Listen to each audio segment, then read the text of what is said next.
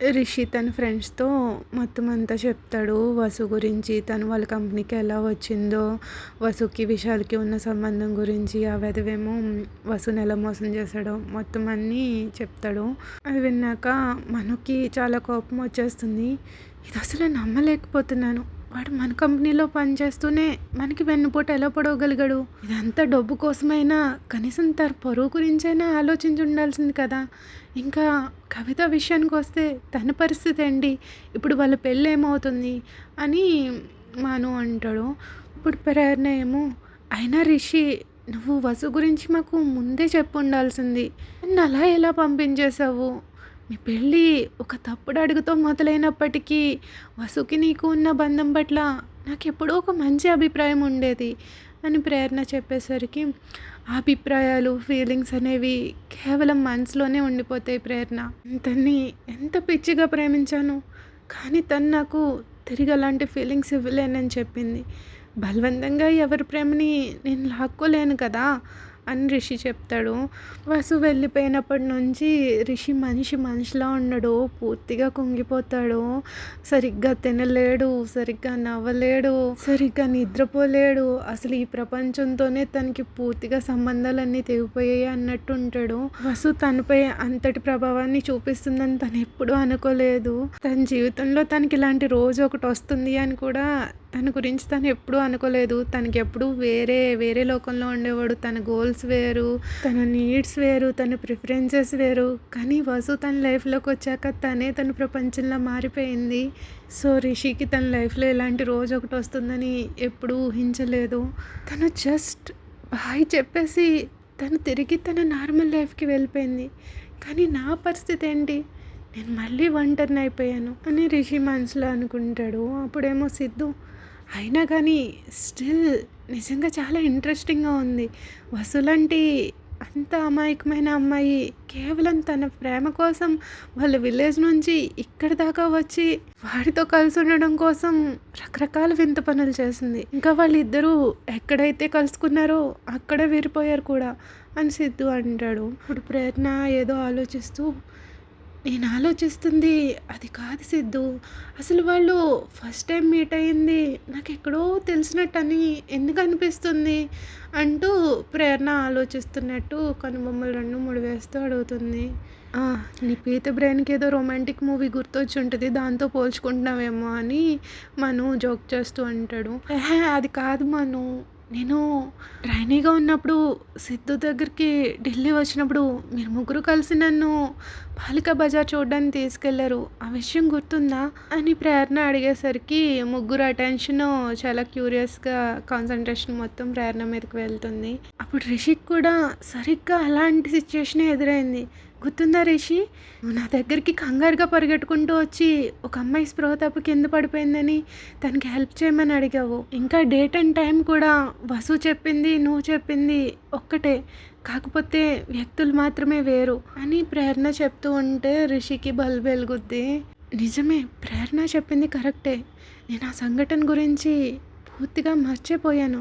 కానీ ఇప్పుడు గుర్తు చేసుకుంటే వసు తను విశాల్ని మొదటిసారి కలుసుకున్నప్పుడు జరిగిన కథ కూడా సరిగ్గా అలాగే అనిపిస్తుంది అని అనుకుని రిషి సడన్గా తన రూమ్ వైపుకి పరిగెట్టుకుంటూ వెళ్ళి అర్మాల్లో ఏదో చెక్ చేయడం స్టార్ట్ చేస్తాడు.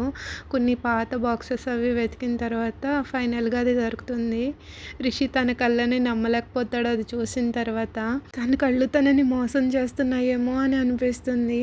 చాలా సంవత్సరాల క్రితం బాలికా బజార్లో వసు స్పృహ కోల్పోయే టైంలో సహాయం చేసింది విషయాలు కాదు, తన నేల మీద పడిపోకముందే పట్టుకున్నది నేనే.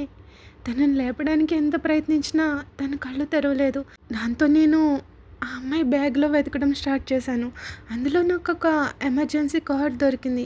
దానిపై తన బ్లడ్ గ్రూప్, పేరు, ఇంకా గార్డియన్ నెంబర్ అన్నీ రాసున్నాయి. తనది రేర్ బ్లడ్ గ్రూప్ కావడం వల్ల ఇతరులకి వీలైనంత త్వరగా సహాయం చేయడానికి వీలుగా ఉంటుందని వాళ్ళు అలాంటి ఎమర్జెన్సీ కార్డుని ఎప్పుడూ తన వెంటే ఉంచుకుంటారు. నేను ఆ కార్డ్ తీసుకుని తన గార్డియన్కి కాంటాక్ట్ అవుదామని పబ్లిక్ టెలిఫోన్ బూత్ దగ్గరికి వెళ్ళాను. అక్కడే యూనిఫామ్లో ఉన్న ఒక అబ్బాయి కనిపించాడు. తను స్టూడెంట్ కావడంతో నేను తన పేరెంట్స్‌కి ఫోన్ చేసి వచ్చే వరకు ఆ అమ్మాయిని చూసుకోమని తనకు అప్పచెప్పాను. తర్వాత నేను కాల్ చేసి వాళ్ళతో మాట్లాడిన తర్వాత డైరెక్ట్‌గా నా ఫ్రెండ్స్ దగ్గరికి పరిగెట్టుకుంటూ వెళ్ళి తనకి హెల్ప్ చేయమని ప్రేరణని అడిగాను. కానీ మేము అక్కడికి తిరిగి వెళ్ళేసరికి తన వాళ్ళొచ్చి తనని తీసుకువెళ్లారని అర్థమైంది. ఆ తర్వాత నేను ఆ అమ్మాయి సంగతి ఆలోచించనే లేదు. ఇప్పుడు ఈ ఎమర్జెన్సీ కార్డుని చూస్తుంటే నాకు నవ్వొస్తుంది. ఎందుకంటే అప్పట్లో వసు కేవలం ఇంటర్ ఫస్ట్ ఇయర్ మాత్రమే. విధి నిజంగా ఎంత అద్భుతమైన పాత్రను పోషించిందో కదా! కానీ నా అదృష్టమే నాకు తోడుగా లేదు. నేను ఆ రోజు విశాల్‌ని తనని చూసుకోమని అడగకపోయి ఉంటే ఆమె తన జీవితంలో విశాల్‌ని అసలు కలిసేదే కాదు. మేబీ తను కళ్ళు తెరిచేసరికి తన ఎదురుగా నేను మాత్రమే ఉండేవాడిని. తను విశాల్‌కి బదులుగా నన్ను మాత్రమే చూసేది అని తెలుసుకున్నప్పుడు రిషికి లోపల చాలా నరకంలా అనిపిస్తుంది ఆ బాధ. తనని అప్పుడే మిస్ అయ్యాను అనేసి. రిషి వెంటనే ఆ ఎమర్జెన్సీ కార్డ్ తీసుకెళ్ళి వాళ్ళ ఫ్రెండ్స్‌కి చూపిస్తాడు. రిషి ఎలా అయితే ఆశ్చర్యపోయాడో వాళ్ళ కళ్ళు కూడా అలాగే ఆశ్చర్యంతో దాన్ని చూస్తాయి. ఇదెలా సాధ్యం? నేనసలు నమ్మలేకపోతున్నాను అని ప్రేరణ ఆశ్చర్యంగా రిషి వైపు చూస్తూ అడుగుతుంది. అవును. ఆ రోజు తనకి హెల్ప్ చేసింది నేనే అని నాకు చాలా హ్యాపీగా ఉంది. కానీ లోపల అంతే బాధగా కూడా ఉంది. తనని తిరిగి గెలుచుకోవడానికి కనీసం ప్రయత్నించకుండా నా జీవితం నుంచి తనని అలా ఎలా వెళ్ళనిచ్చాను అంటూ నిస్సహాయంగా తన ఫ్రెండ్స్‌ని అడుగుతాడు ఏం చేయాలన్నట్టు. హే! కమాన్ రిషి, లైఫ్ ఇక్కడితో ముగిసిపోదు. నువ్వు కూడా చంద్రగిరి వెళ్ళి నీ లైఫ్‌లో కొత్త అధ్యాయాన్ని మొదలుపెట్టు. అసలు వసుకి నీకు మధ్య ఏం జరిగింది? మీ పెళ్ళి ఎలా జరిగిందో అంతా వాళ్ళ ఫ్యామిలీకి చెప్పు. వాళ్ళు ఫస్ట్ కోపగించుకోవచ్చు. కానీ వాళ్ళ స్వభావం నీకు తెలుసు కదా! ఇద్దరి సైడు వినకుండా వాళ్ళు ఎలాంటి నిర్ణయానికి రారు. మీ ఇద్దరి బంధం తప్పుగా మొదలైనప్పటికీ నువ్వు దాన్ని కరెక్ట్ వేలో ముగించగలవు అని నాకు నమ్మకం ఉంది. మేమంతా నీకు తోడుగా ఉన్నప్పుడు భయం ఎందుకు చెప్పు అని సిద్ధు అంటాడు. సిద్ధు చెప్పింది నిజమే. నేను కోల్పోయిన దాని గురించి ఆలోచిస్తూ ఊరికే కూర్చోలేను. నాకు వసు తిరిగి కావాలి. తను నన్ను ప్రేమిస్తుందో లేదో నాకు అనవసరం. నేను ఆమెను ప్రేమిస్తున్నాను, అదే చాలు. నేనెప్పుడూ తనపై బలవంతం చేయకూడదని అనుకున్నాను. కానీ తను ఇలా మొండిగా ఉంటే బలవంతం చేయడం తప్ప వేరే మార్గం లేదు అని రిషి ఆలోచిస్తూ ఉంటాడు. వసుని ఎలాగైనా మళ్ళీ తన దగ్గర తీసుకురావాలి అని. వసు కొంచెం ఇమ్మెచ్యూర్ అని మా అందరికీ తెలుసు రిషి. పైగా విశాల్ వ్యవహారం తనకొక పెద్ద కుదుపులా మారింది. దీంతో తను జీవితం మొత్తం అయిపోయిందని అనుకుంటుంది. తనని నువ్వు మాత్రమే మార్చగలవు రిషి. వెళ్ళి తనని తిరిగి తీసుకురా. నిజమైన ప్రపంచం ఎలా ఉంటుందో చూపించు. ఇది తన జీవితానికి ముగింపు కాదని తను తెలుసుకోవాలి. సమస్యల నుండి పారిపోవడం కాకుండా వాటన్నిటినీ ఆమె ఎదుర్కోగలిగే ధైర్యం కావాలి అని మను చెప్తాడు. అవును రిషి, తను చెప్పింది నిజమే.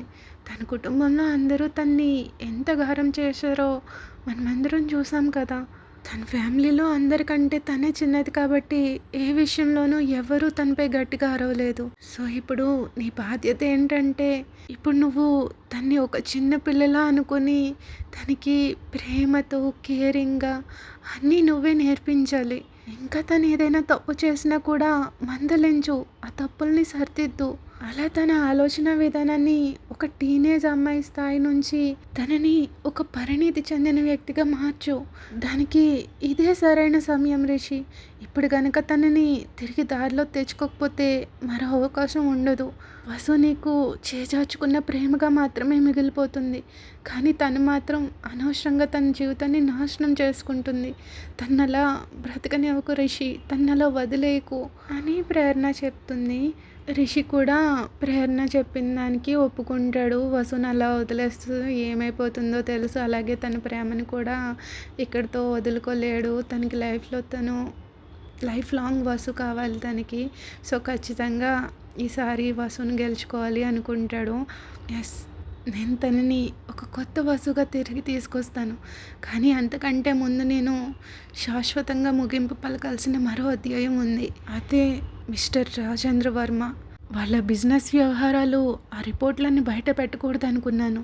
కానీ అతను నాతో ఒక పెద్ద యుద్ధమే కోరుకున్నాడు కాబట్టి నా సత్తా ఏంటో తనకి చూపిస్తాను అంటూ రిషి తన కార్ కీస్ తీసుకుని తన తండ్రి అని పిలువబడే ఆ వ్యక్తిపై యుద్ధానికి వెళ్తాడు. ఐ మీన్ జీవితంలోనే తన లైఫ్‌లోనే ఒక పరమ పెద్ద శత్రువులాగా చూస్తున్నాడు తన తండ్రిని. సో, వసుని ఇక్కడికి తీసుకురావడానికి ముందే ఫస్టు తన తండ్రితో ఉన్న ఆ గొడవలకి చెక్ పెడదామని ఆయన దగ్గరికి వెళ్తాడు. సో, ఫ్రెండ్స్, ఈ ఎపిసోడ్ ఎలా అనిపించింది? నచ్చితే లైక్ చేయడం మర్చిపోకండి. Thank you for listening. Please like, share, subscribe. Bye.